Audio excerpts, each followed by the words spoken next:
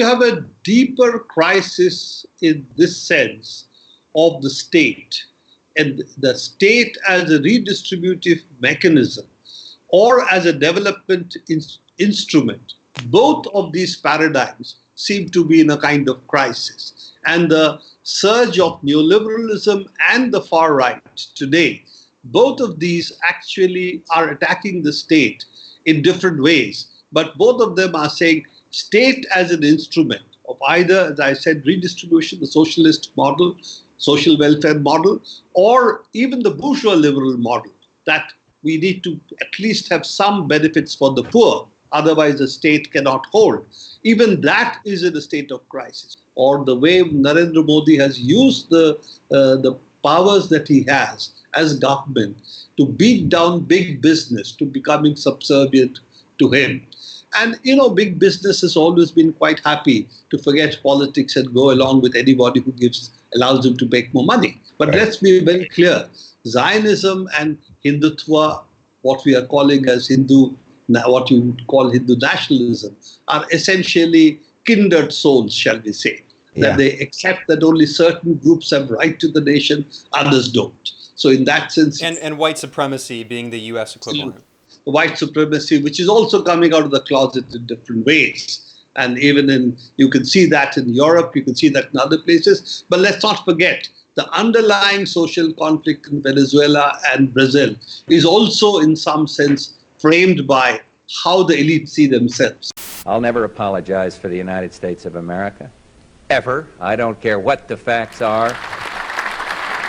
Why are we going to sit down and talk to these quote-unquote moderate rebels? Who are the truly moderate rebels? The search for the moderate rebel. Do these moderate rebels exist?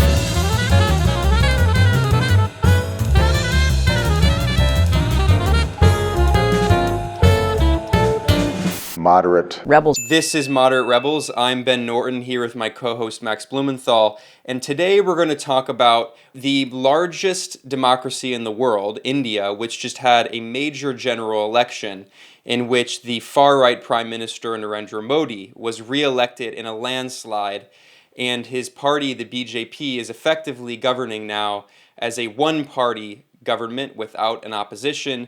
And joining us to talk about the election results, the political situation inside India, and then also the geopolitics of India is Prabir Purkayastha. Prabir is a journalist and the editor of the independent news website NewsClick. And thanks for joining us, Prabir. Thank you very much. There's a lot to talk about here, but I guess we'll just begin by talking with a kind of larger perspective about the most recent election results. We saw that the Bharatiya Janata Party, the far-right party of Prime Minister Narendra Modi, won in a landslide, and the traditional party that has dominated Indian politics since the independence from British colonialism in 1947, the Indian National Congress Party, has been completely decimated.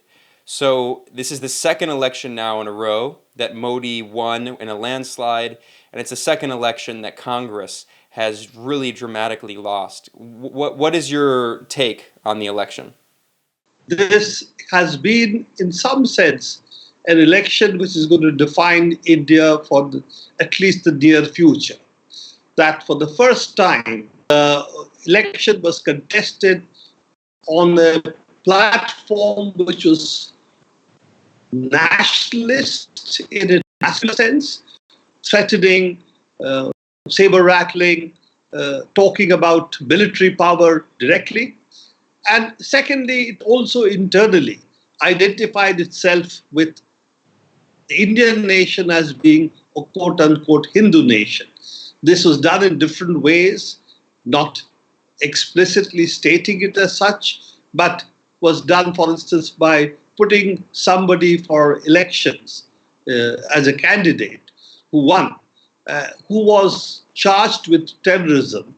And she was leading a group which effectively said we should have a Hindu nation and we should actually be conducting strikes against minorities because they are conducting strikes against us. So this kind of rhetoric was not used by the Prime Minister directly, but it was tacitly supported because these were the candidates also put up. So I think both sense of messaging, we have a clear shift in trying to redefine the Indian state from its original secular democratic framing, which is what the national movement did, the anti-colonial struggle did, to a more masculinism with effectively Hindu identity woven into it. What people call Hindu-nationalism, we call in India Hindutva. So I think that's a core element that has come in. But it is also, in another sense, ideology which finds itself very comfortable aligning with big capital, because the ideology of this has always been that nationalism means supporting Indian big capital, and that's all that we need to do. The state's role in the economy is only helping big capital. So that's the other element which has come in. And I think the third element we have to recognize is the so-called direct benefit schemes, where the state, instead of supporting large programs, effectively transfer money or benefits directly to the beneficiary's account. And that has been framed as something the Prime Minister is directly giving you. So the personification of the Prime Minister with the party and this government, this is also the other element that has led, I think, to this qualitative shift in this election. And this was sort of a consolidation of what I've heard you describe in the past as hate politics, as opposed to development politics, which is what Modi campaigned on in 2014.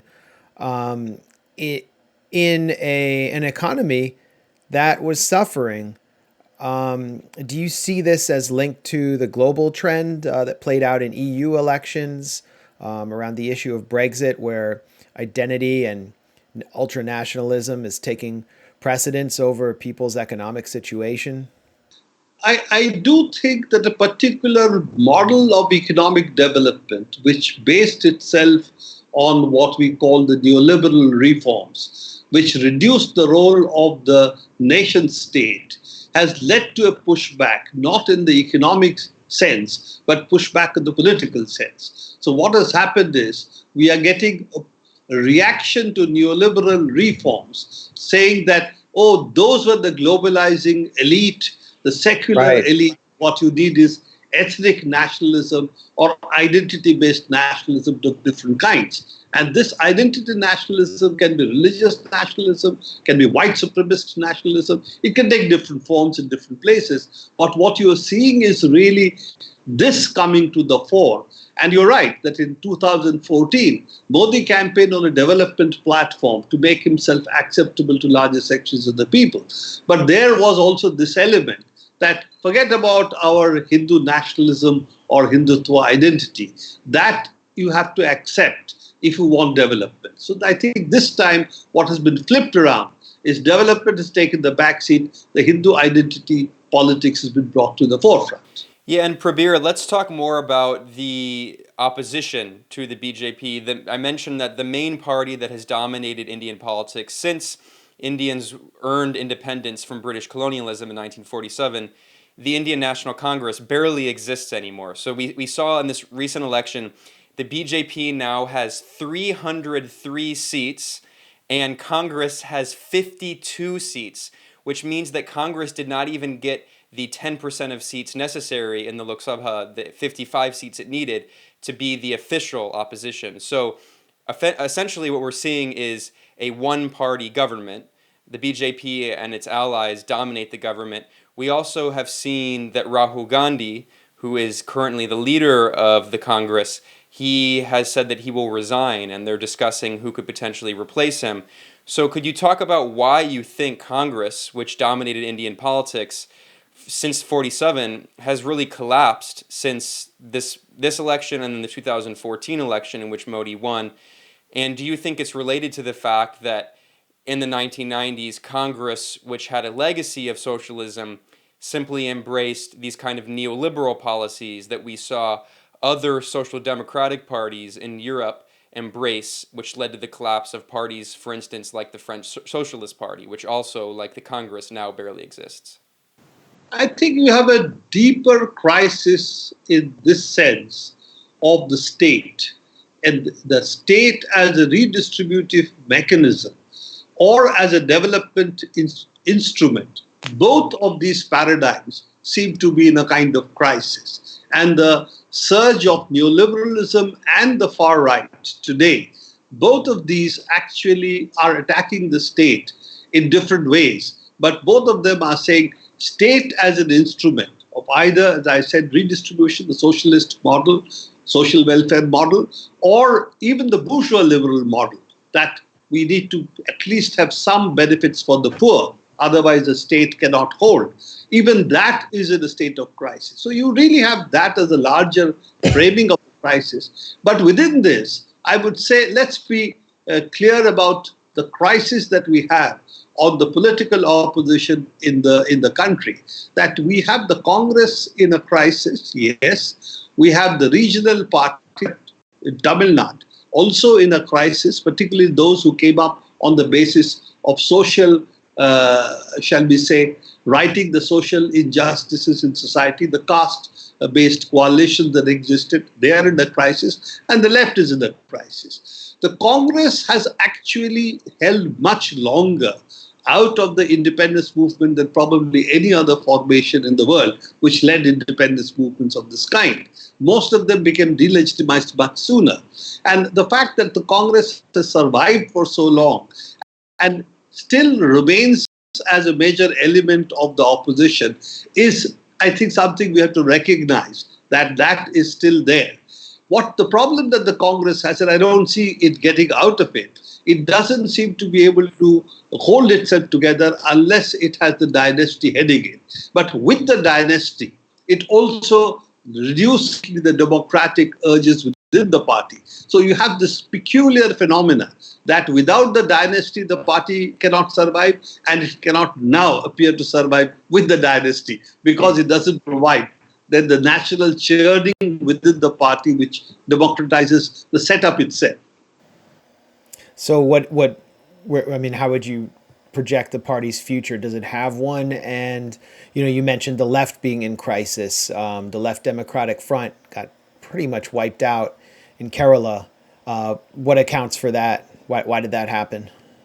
Well, before we wipe out all the opposition in this way, Indian elections are really first past the post. So even if there is a fragmented voting, any party which has got a certain number of percentage of votes becomes, of course, gets a much larger number of seats. So the seats reflect the, shall we say, the leads in a very different way in the first past the post system. So I would say that, yes, the left has lost the seats, but it has about 35-36% votes in Kerala still. So it's still a significant challenge.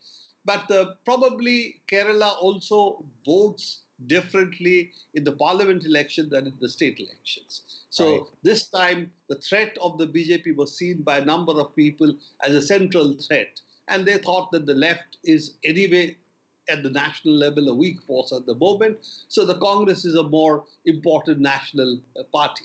So this was one of the elements, I think, in the Kerala voting.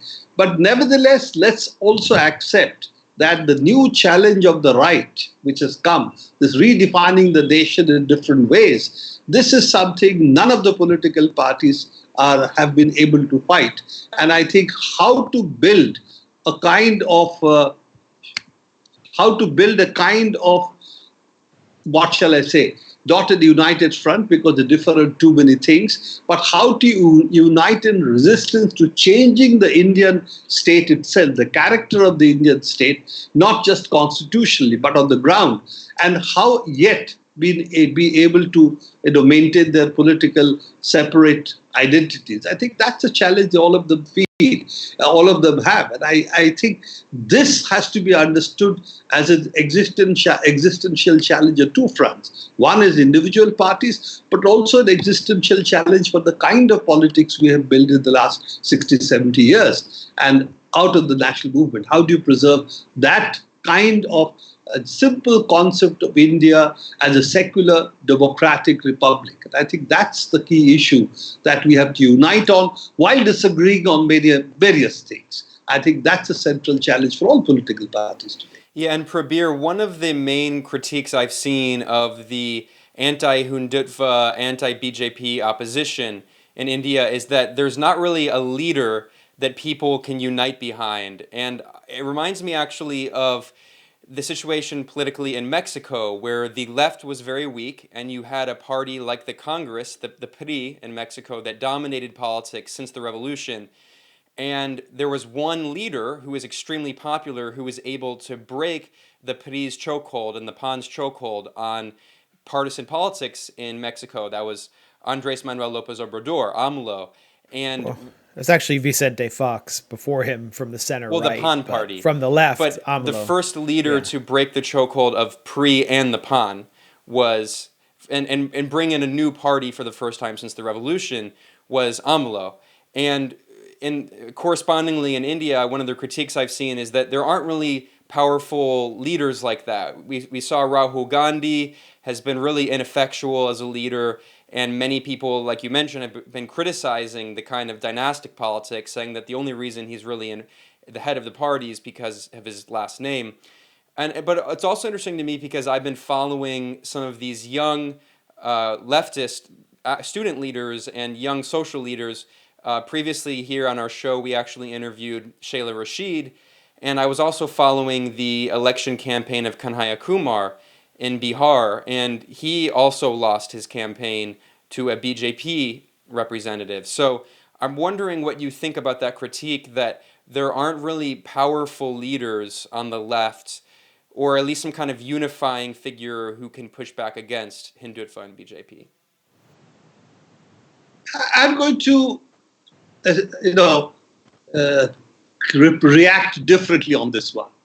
I think this whole issue of a leader-based politics itself, to me, is a configuration which is relatively, shall I say, the benefit of the quote-unquote benefit of television and today's social media. So it projects not policies, but leaders, because leaders can talk to you directly at your homes through the videos, through the television. So I think this cult of the leader, which was essentially something which was supposed to be common to peasant societies, it has now become the mainstream formation. You don't talk of politics anymore, you talk of leaders. Then I think that's something that we need to think about. Is that the way we have to do politics? Or how do we put politics in a way that we talk about policies and you don't talk about how well somebody can speak on television? Modi was very clear. He built his image in a way that he did not book even a single press conference in his own 5 years. So it was carefully manufactured. Social media was put to the task in a very different way.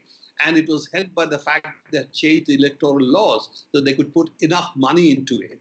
So even delegitimizing of all other figures was something which was done by social media, different memes, and they had a huge army of people who are paid to do that. Let's not forget, the Indian elections seem to have spent more money than the US elections, considering that India is a much poorer country, even in terms of the economic size of the Indian economy. It's certainly much smaller than the United States. So the fact that that much money was spent, and it appears that from the electoral bonds which were used by Modi, or it was brought in by Modi, any company anywhere in the world could also give money anonymously. 90% of that money went to the BJP. So if you look at all the statistics on all these figures, we are also facing a crisis. How do you fight such politics on the basis of people and policies, not on the basis of leaders and money? And I think that's a much bigger crisis that we have. And again, I would say this part of what the right has done, where they did not have access in this sense to what would be called the public space earlier, the public sphere earlier, that has been broken by the new technologies of social media. And they seem to have captured or used it more effectively, partly because they were delegitimized in, shall we say, the public sphere earlier. So you couldn't be a white supremacist, you couldn't be a communal, what we call communal identitarian in India. But now that's become respectable. It's come out of the closet. And I think these are changes also we have to think about as larger social and democratic forces. It reminds me a lot, actually, of someone who's very close to Narendra Modi, who has long walks on the beach with him. And that's Benjamin Netanyahu, who has really redefined how Israeli politicians deal with the media and is essentially the king of Israel. He went years without giving a press conference to the Israeli media and really runs his campaigns heavily with Likud party bots, blasting out communiques on social media. And what Netanyahu has that no other Israeli leader has, and I suspect this is the same with Modi, and both of them express this majoritarian ethnocratic narrative. There is no all-encompassing national narrative.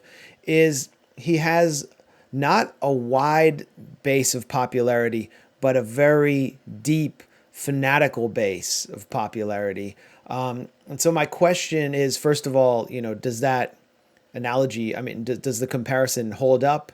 And what is Narendra Modi's relationship with the traditional Indian media, and how has he also, like Donald Trump, kind of helped solidify this process of delegitimizing traditional legacy media? So I would say that, yes, Netanyahu and Modi share a certain commonality in terms of how they approach the media, how they approach politics, and the view of the nation itself. And of course, Israel is a nation founded on settler colonialism. In India, it's really, shall we say, majoritarianism that is at play here. And settler colonialism also has, of course, other issues. But let's be very clear. Zionism and Hindutva, what we are calling as what you would call Hindu-nationalism, are essentially kindred souls, shall we say. That they accept that only certain groups have right to the nation, others don't. So in that sense... And white supremacy being the U.S. equivalent. White supremacy, which is also coming out of the closet in different ways. And even you can see that in Europe, you can see that in other places. But let's not forget, the underlying social conflict in Venezuela and Brazil is also in some sense framed by how the elite see themselves. So that's also a part of the larger issue. So yes, I think that's a commonality in terms of ideology that they have. But what I would say is that while Trump has been able to delegitimize the big media in the United States, they still remain a powerful force. In India, the big media seems to have conceded the primacy to the government, and therefore they have become, in some sense, the Fox News equivalent in India. They go after the opposition. If shall we say, originally the media had defined itself as the right to speak truth to power, they are actually parroting what power wants them to say as truth. So we have an inversion of the media, or at least large section of the media. So I think that has been a difference, that the way the Indian state or the way Narendra Modi has used the powers that he has as government to beat down big business to becoming subservient to him.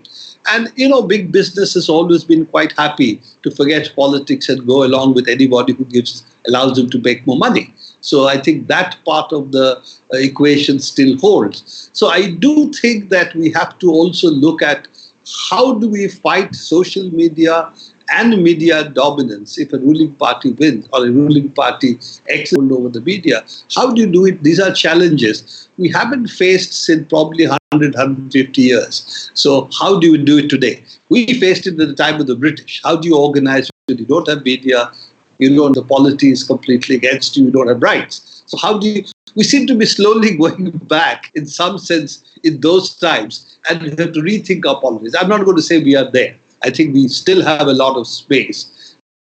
But if we don't exercise our, shall we say, imagination and our inventiveness on how to fight the right today, then I think we are going to have a longer shall we say, political winter ahead of us for all democratic socialist forces. Yeah, and I want to talk more about the media's role here, because we've clearly seen, you mentioned that inside India, much of the corporate media is allied with BJP and with Modi. In fact, I saw that there was a kind of guerrilla media group, Cobra Post, that took hidden camera footage showing that the editors of most of the leading newspapers would publish pro-Hindutva propaganda for money. And also the US media, we see similar propaganda in support of Modi. I want to actually point out really quickly one particular story here that was in the New York Times, and this was an op-ed, and it's titled, "Why India Needs Modi." And the subtitle was, "The country's leader has fulfilled his economic promises." This is by not a member of the Trump administration, but actually it's by a counselor to the Treasury Secretary in the Obama administration, Stephen Ratner, who's also a Wall Street executive and an economic analyst for MSNBC. And what's wild about this article is he makes no mention of the ongoing violence against Muslims and Dalits inside India, no mention of the rise of communal violence and Hindutva. He only focuses on Narendra Modi's economic policies.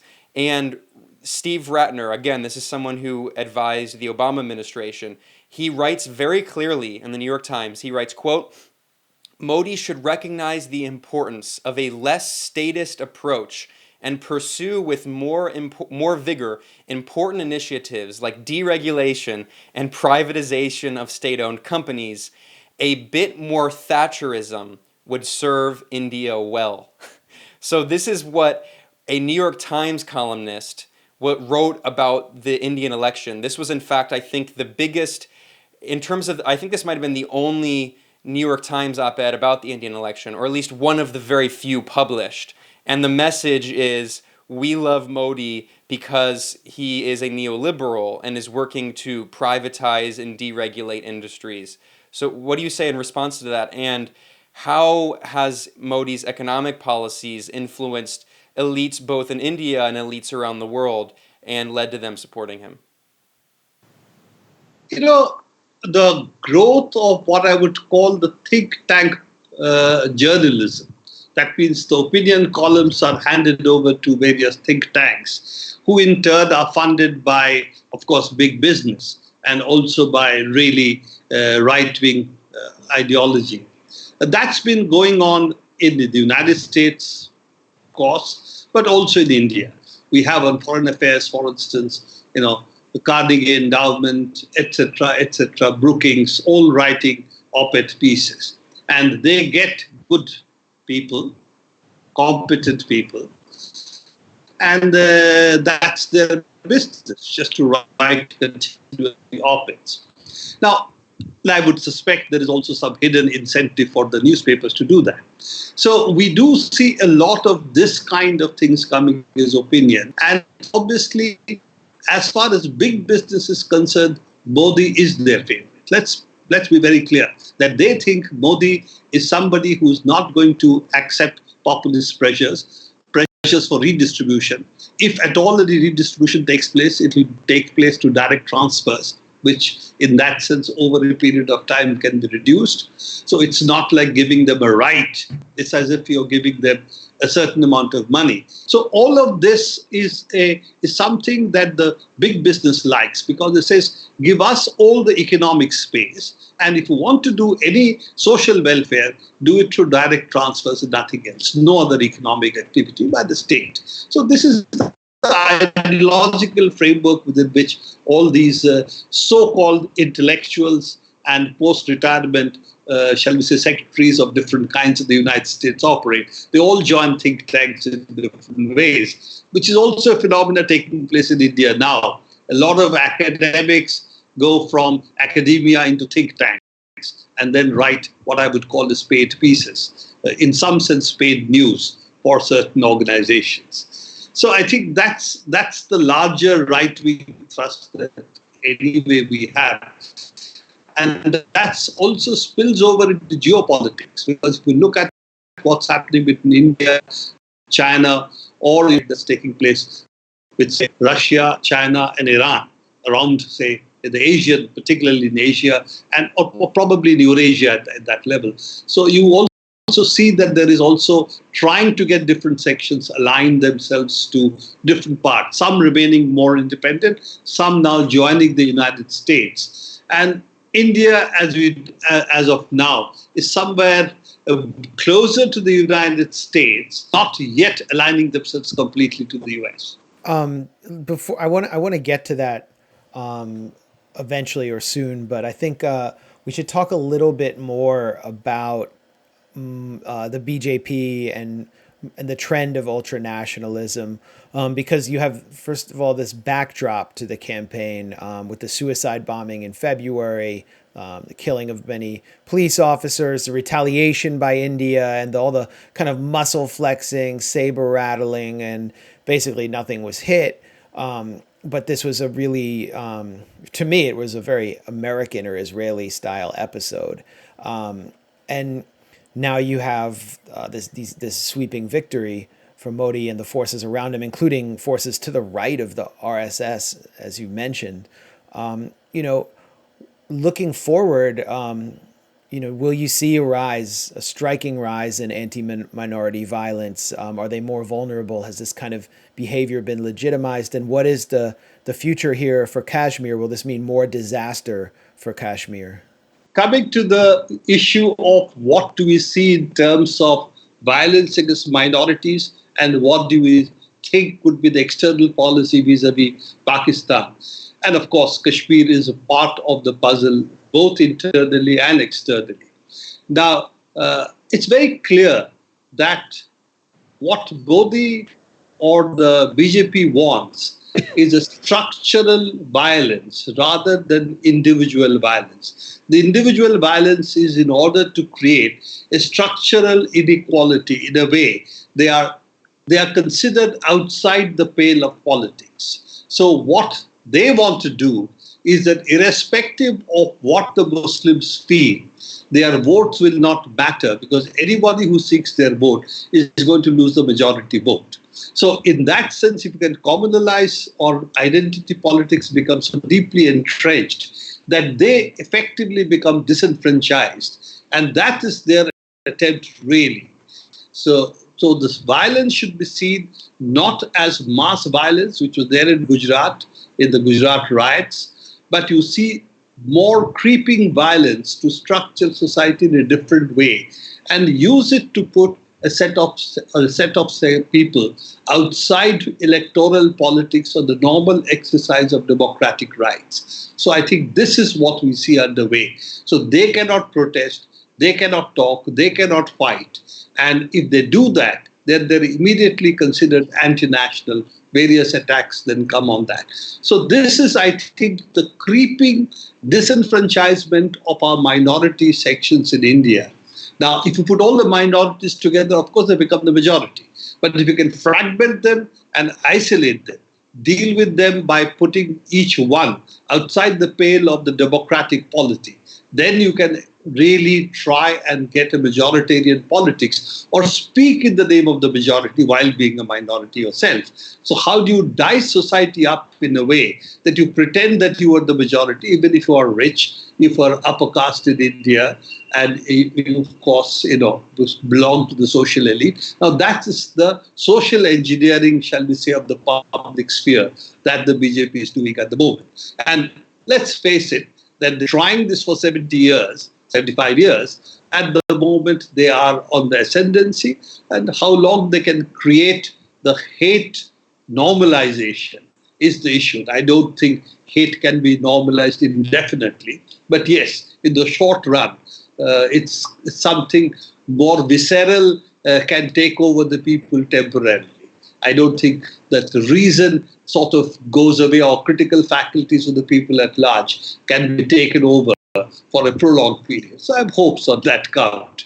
Now, that was one part. Regarding Kashmir, I think, yes, Kashmir is India's or the majoritarian projects really holding the Kashmiri people hostage, using Kashmir to really rouse shall we say, sectarian identity politics in the rest of the country, or really communalize, as we call it in India. We use the word communal as a bad word because it means communal identities, and in India that has led to a fair amount of mass violence. So this communal polarization that is sought uses Kashmir as an instrument. And I think Kashmir is therefore going to be held hostage, or Kashmiris, not Kashmir. Kashmiris are going to be held hostage to this politics. Now, Pakistan is also similarly, has to be externalized as is an external enemy, but its real impact is to externalize all Muslims as friends of Pakistan. Right. And anybody who questions war, questions the military narrative, the masculine nationalism narrative, is an enemy of the state or anti-national. So these are the two elements. They are, if you are a Muslim and speak for peace, you are directly Pakistan agent.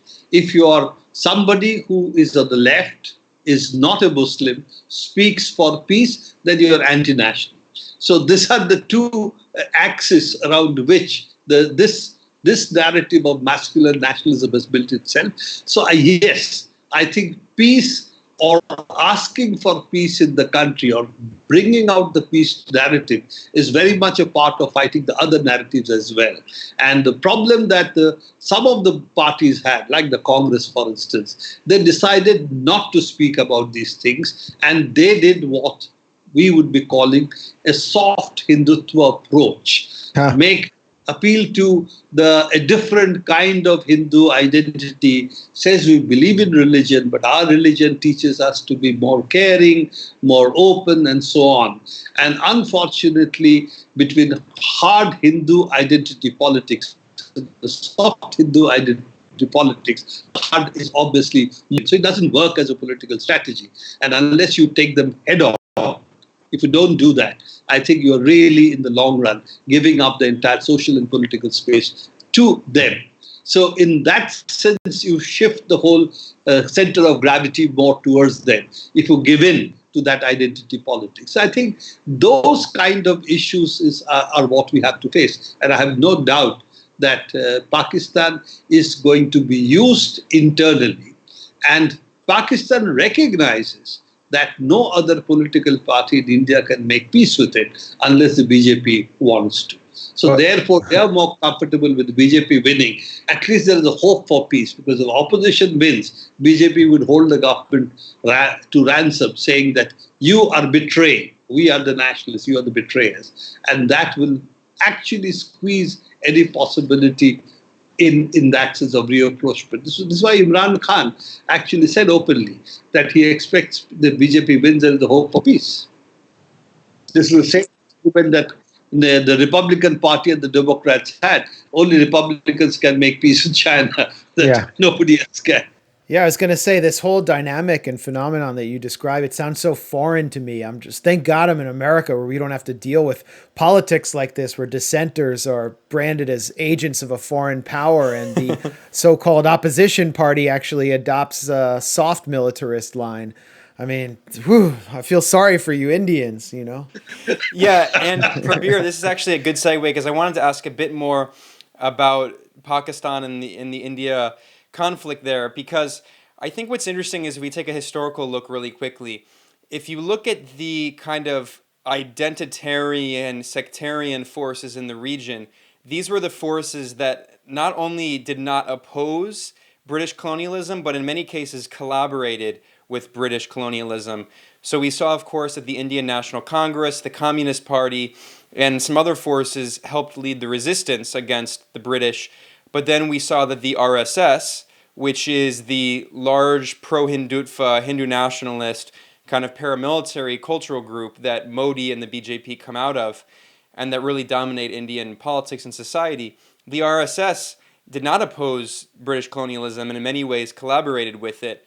And then, of course, we saw that the British supported partition and the creation of the Islamic Republic in Pakistan, whereas India remained a secular republic. So I'm curious, because now today, fast forward, we see again that it seems to me that these kinds of like sectarian and identitarian forces, in the same way, white nationalist forces in the US, they kind of play off of each other.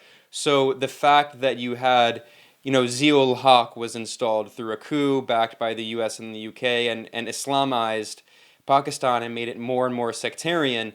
And we saw attacks on minorities there, attacks on Ahmadis. And then now fast forward to today and we see a very similar process, but instead of Islamism, we see a right-wing Hindu-nationalism. So I'm wondering if you think that those kind of sectarian forces have mutually reinforced each other. And we, of course, famously saw that, at least the way it's portrayed when we saw in the Mumbai attacks, that this was partially a way of creating more communal tension inside India by encouraging Hindus in India, Hindus and Sikhs in India, to not see Muslims as their brothers and sisters. And so we see in the same way that ISIS was challenging what it called the gray zone and trying to destroy the space in Western societies in which Muslims are accepted, we see Islamist extremist forces, some of which have been supported by Pakistan, try to destroy that secular communal space in which Muslims are allowed in India. Is that a bit of a stretch, or do you think that there is a validity to that argument? Well, that sort of gets us into another hour of conversation. So I think just to restrict that, let me talk about the national movement. The RSS identified India as should be a Hindu nation, and it used essentially what I will call the blood and race formulation of nationalism, which came out of the European two world wars to win. So, of course, culminated in Nazi Germany, articulating it most clearly. But let's face it, a lot of the European nations had already become, in some sense, identitarian nationalists, if you will. The French had thrown out the Protestants quite some time back. Okay, the English hadn't behaved particularly well to the Catholics, at least south of Scotland. So what I'm saying is this project has been a much longer project. How do you define the nation? And both views of nation as an inclusive geographic entity with its boundaries, but everybody within this boundary as a part of the nation, and identifying the nation with certain other characteristics, what I call the blood and race formulation of the nation, has been there. So the Indian national movement fighting the British had both these elements in it. The fact that the RSS identified itself with the blood and race nationalism does not mean it is a concept of the nation. It had a concept of an exclusive sectarian nation, while the other forces which fought the British had a concept that we want to fight for economic independence of India. For that, we need political independence. So that was the unifying issue. But if almost all ex-colonial countries, they're all artificial construct. Of course, so is the United States, so is Europe. But essentially, it's a much newer set of how to identify ourselves as a nation.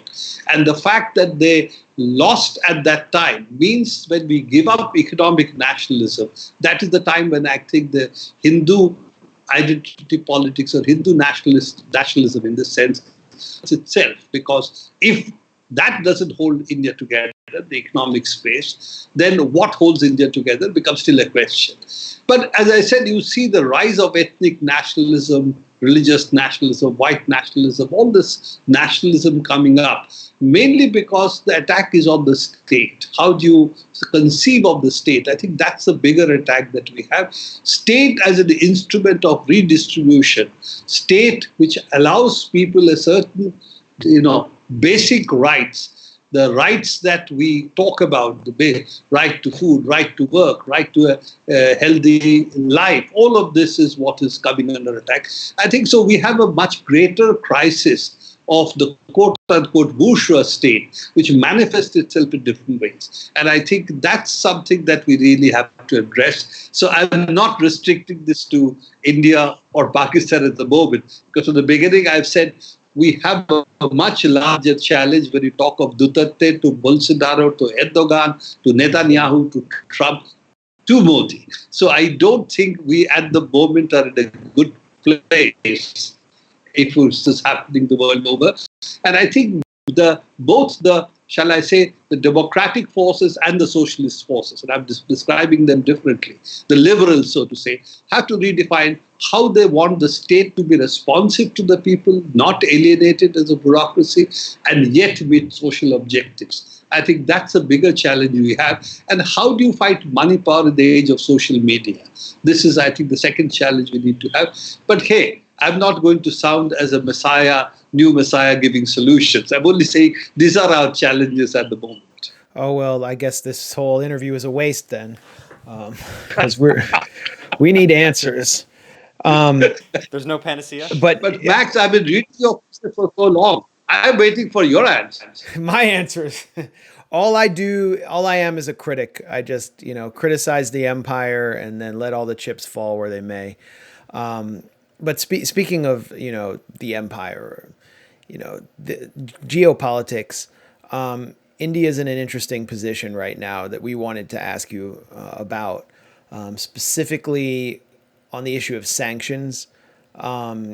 India was on the tip of everyone's tongues when we were in Venezuela in February as the harshest sanctions to date started taking hold because 35% of the Venezuelan oil export market goes to India. And so India was kind of the country that was going to help counteract the fact that the U.S. was moving towards 0% imports of Venezuelan crude oil, which has been reached. But it looks like, as the secondary sanctions are coming down and may frighten India off. And now you also have, the harsh sanctions on Iran. And I guess Ben just tweeted about an article on oilprice.com, which is an oil, extraction industry trade publication, on how India is negotiating with Iran to pay in rupees for Iranian oil, which would actually allow it to bypass U.S. secondary sanctions. But, you were suggesting before that India is sort of just moving gradually under Modi's watch into the American sphere of influence. So, where does it stand as a kind of rising power in the multipolar frame of the world where the U.S. is starting to draw really harsh lines, and you also have this trade war with China? What role is India going to play here under Modi? Well, I think India is also looking at the fact, even Modi has to look at the fact, what is the economic price it has to pay for the sanctions? Both sides. What India would do will depend a lot on the economic implications on both sides. If the play, along with the United States, cut off all the oil imports from Venezuela and Iran. Venezuela, I think they've already done it. With Iran, then it means our import bill for oil would increase substantially. And as you know, India's biggest import is oil. And secondly, also our export to Iran would be affected because a lot of the exports were through in exchange for oil. So Iran had given us soft terms in this sense. Also because of the port investment we have made in Iran. So there is a bigger investment in the Iranian economy India is planning to make. All of that would now get really under because of the Trump sanctions. So I think India is going to play a role by which it will try to be soft on the Iranian sanctions, accept the Venezuelan sanctions, and say, we are trying, but give us a little more leeway. Now, it also appears that things like S-400, etc., which India. Sorry, that's the Russian anti-aircraft system. We just need to tell our listeners. And Turkey has been threatened with sanctions if it buys it. So this is a very contentious piece of weaponry. Yeah, and essentially the United States has nothing comparable to offer. So what it is offering is buy inferior stuff, but you can't buy S-400s. Right. So that's for the reason also.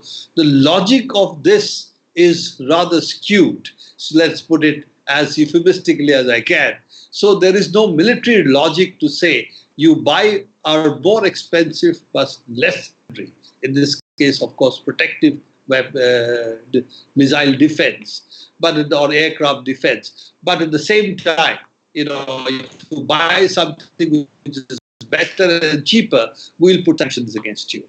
So those are the kind of things we'll have to see what Modi can do. He has believed till now, or he used to believe in the earlier, that if he goes and hugs people, that will lead to a change in politics. But what he has discovered, the hugs don't translate to political, shall we say, benefits. That ultimately states have to work out their diplomacy, pre-meetings, things have to be worked out, and they were basically work out on the basis of give and take. What is it that you're giving me? What am I going to get from you? They don't work on the basis of bonhomie or saying, we are right-wing, you're right-wing, so we sort of can work together. So that doesn't really work at this level. So after 5 years, Modi is discovering the benefits of having a foreign office. Till now, the foreign minister, the foreign office in India was more or less left out of the loop when he went out for his various jaunts, which he called foreign visits. So I think that part of the thing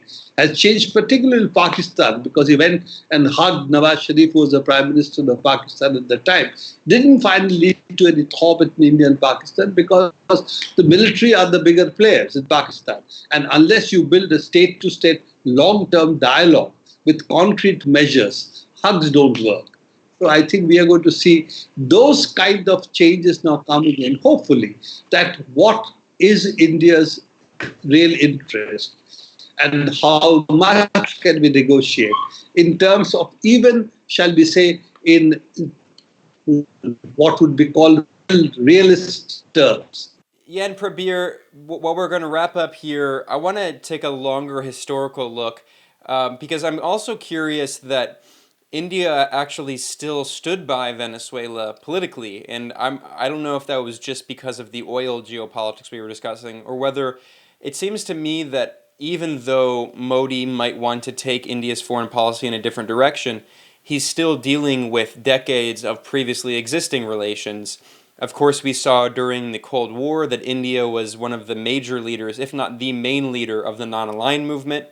India leaned more toward the Soviet Union, really, and supported a lot of the anti-colonial movements, and especially supported Palestine. And we have seen that Modi has really switched and now strongly supports Israel, although that did begin under Congress when they embraced neoliberalism. But the point I'm getting at really is, I wonder, do you think that the legacy of decades of anti-colonial foreign policy and global South-South, interconnected solidarity that India was building, I'm wondering if you think that that still exists and that partially explains why, to an extent, India stood by Venezuela, and why, even if BJP and Modi want to move in a particular direction, there's a lot of institutional momentum that prevents them from just changing relations overnight. I think foreign policy generally is insulated from, shall we say, the popular politics of the country. It remains more an office within a certain set of people.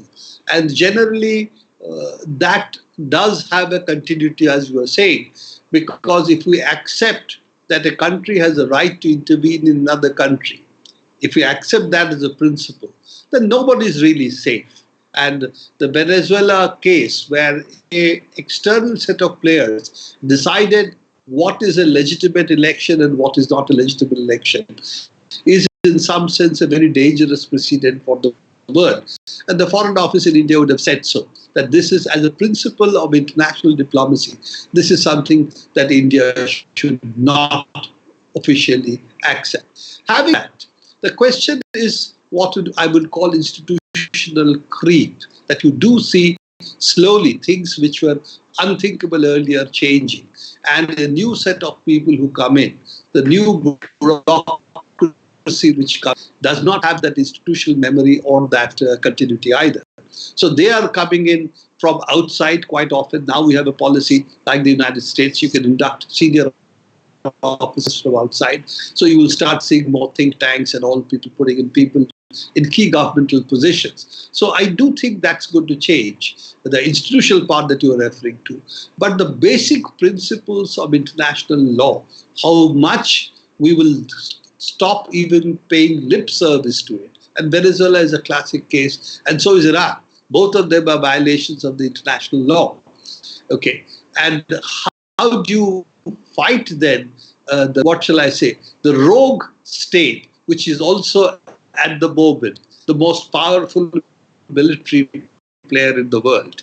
People are underestimating that because economically United States seem to be weakening, they're underestimating the correlation of military power in the world today is definitely far more on the United States than anybody else. I think Russia has 1/10 of the defense budget of the United States, and China may be something like 1/3 or 1/4. So what you're seeing is disproportionate military power, economic power weakening, but still a significant one, particularly with the new digital monopolies coming into place. So all this means that one should not underestimate the United States' ability to mold the international politics in a different way against what considered earlier sacrosanct in international law.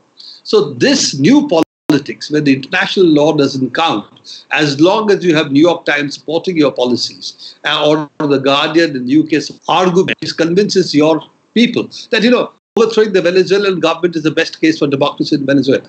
Now this, how much, if you accept this, affect other countries, including India? Tomorrow, can the United States say the Indian election is not legitimate? So I think these are the questions they have to answer. My thinking is Modi would play a very eclectic set of policies over here based on his personal likes, dislikes and equations. On areas which are closer to him, China, Pakistan, he would play a different role. And maybe in other parts of the world, he would let the Foreign Office set some of these issues. Again, how much of that will really work, we don't know. But let's not forget, whatever they may have said externally about Venezuela, when it came to oil imports, I think they're still falling in line. But it will certainly not become a client state, or it will not take on the role of, for instance, Japan. Well, I think that's a good but also extremely depressing place to end.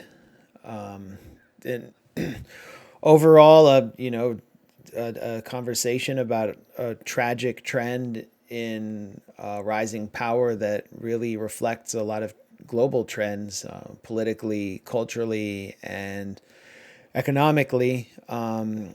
Ben, I don't know if you want to close it out here. Yeah, I'll just conclude by saying what I said earlier, that we were speaking with Prabir Purkayastha. He is an Indian journalist and the editor of NewsClick, which is a great independent news outlet. Check that out, NewsClick. And Prabir, thanks for joining us to unpack the election results and explaining how to defeat fascism and what the solution is to the global conundrum we're all facing. Thanks for... No, but thanks a lot, Prabir. And I really do enjoy watching your commentaries and interviews at NewsClick, and everyone who's watching this, I'm sure they would enjoy it too. It's perfect for our audience. So where can they follow that? All of that at newsclick.in. We also have YouTube channel, so yes. Thank you very much for all this probing of difficult questions and ending on a depressing note. Thank you. Thanks, everybody. We're out. And don't forget to support us at patreon.com/moderaterebels. That's how we basically reward ourselves with methamphetamines to keep ourselves up at 2:50 a.m. so we can conduct these interviews with people halfway around the world. Yeah, that's... Sorry. Thanks a lot, Prabir. We'll talk to you soon.